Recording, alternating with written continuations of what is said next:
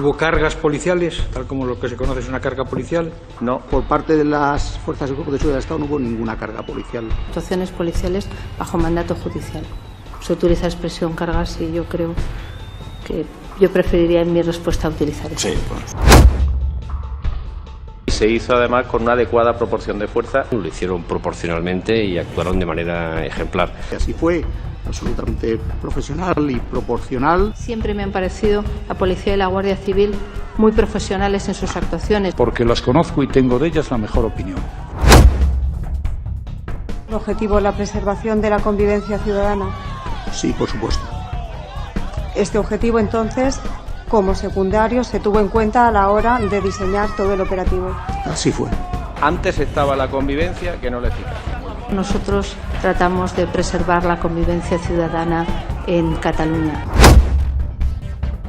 No, yo no estuve en ninguna de las reuniones de coordinación. No me consta, pero quizás se hiciera algo de eso. Pero es que yo no me ocupaba de los temas del dispositivo. Ya he dicho que yo llevaba la dirección política. ¿Y quién se ocupaba? Pues se ocupaba la persona encargada. ¿Cómo se llama? El juez. Es que no lo sé. No me consta y he hecho un esfuerzo para que me conste.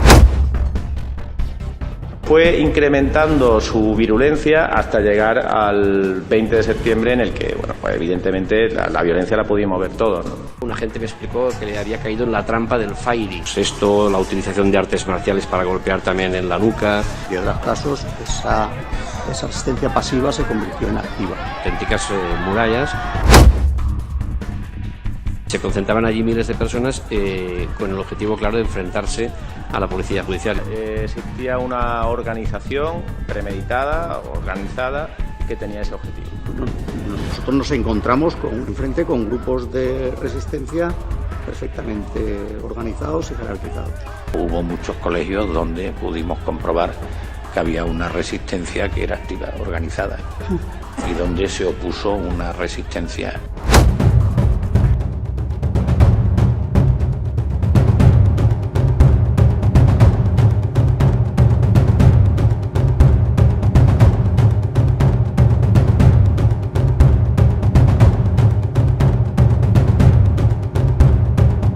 Vale, ya escucha.